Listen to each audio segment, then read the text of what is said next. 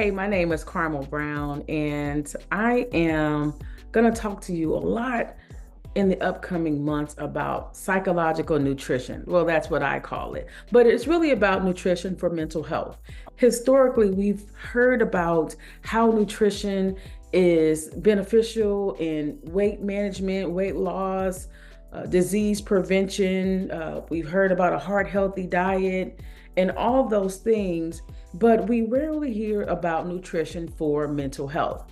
As a licensed therapist, also a certified fitness and nutrition specialist through the National Academy of Sports Medicine, I've been to various trainings on nutritional interventions for mental health, and having owned a therapy practice and a fitness and wellness center over the past decade, I've gained a great deal of expertise in helping individuals improve their mental and physical health through nutrition. So I want to talk to you a little bit about that today. Now, before I proceed, I have to say, the information that I'm going to give you is in no way supposed to substitute any advice or prescription or treatment that you receive from your psychiatrist, your personal therapist, or your primary care physician. Okay, if you're seeing any type of a medical specialist or practitioner that's assigned to you, please follow their instructions and directions regarding your treatment. I am speaking in a general sense, and I'm also speaking about some of the clients that I have worked with that are not taking medication or desire not to. And I give them other options that they can try that may be beneficial for them and in feeling better and managing symptoms.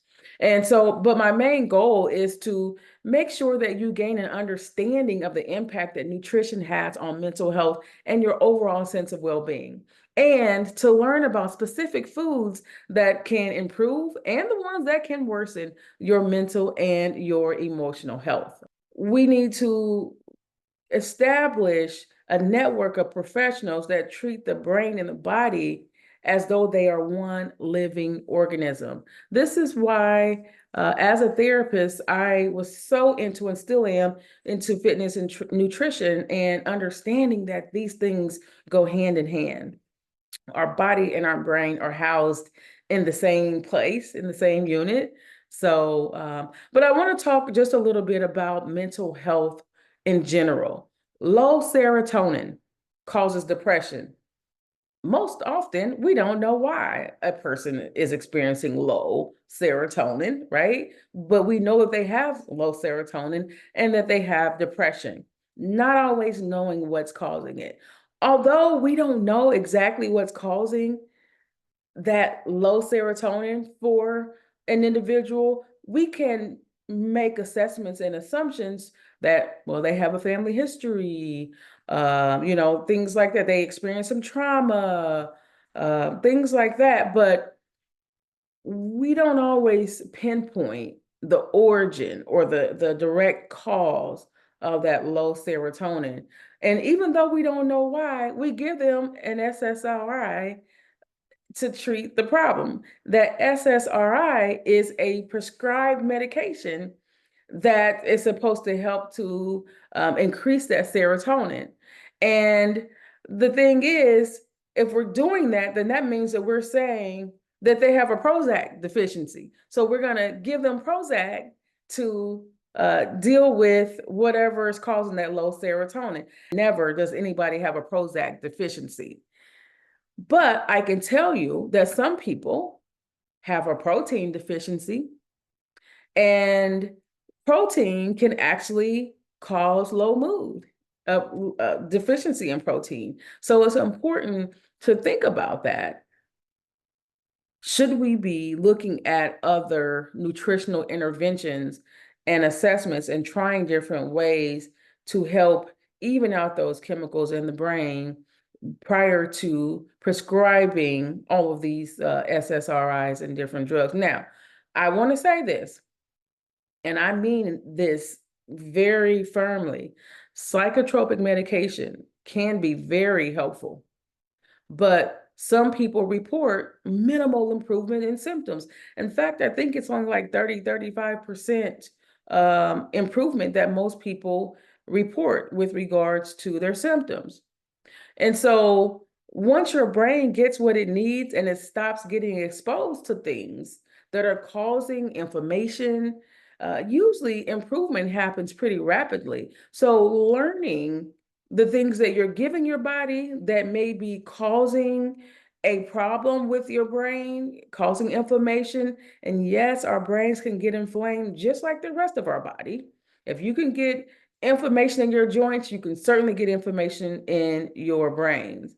So just keep that in mind. And all the other things that some people report inflammation in their gut. And the gut and the brain are very much connected and very similar in a lot of ways. And so a great deal of mental health symptoms are due to untreated nutrient deficiencies and hormonal imbalances, blood sugar swings, and excess inflammation. Now, this is different for everyone, of course.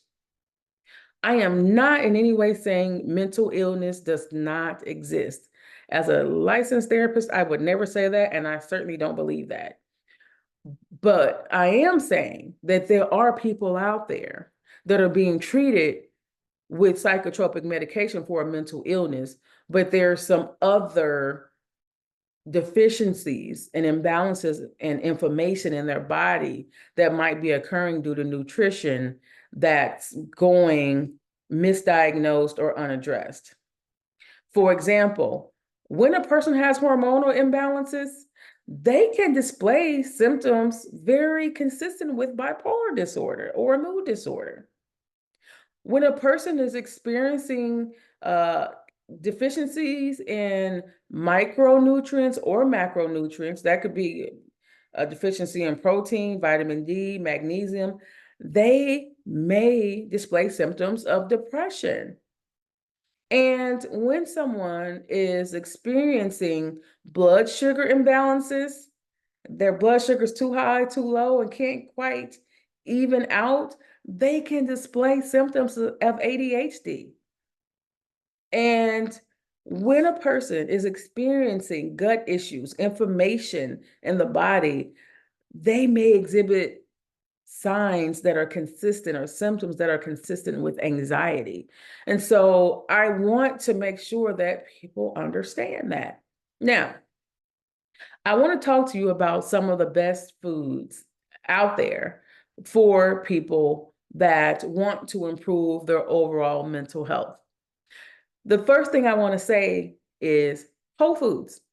You want your foods as close to their natural state as possible. Fresh veggies and berries and olive oil and whole grains, lean proteins, chicken, fish, that type of thing.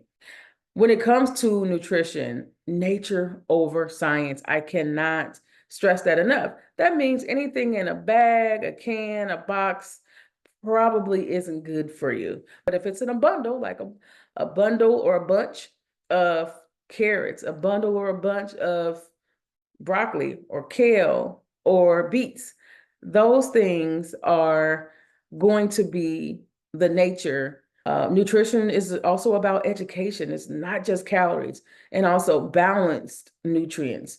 And it's also about learning about deficiencies, learning how to go grocery shopping, learning about meal prepping and planning, and learning how to count chemicals rather than calories, because all calories are not created equal. And all right, hey guys, take care. I'll see you soon.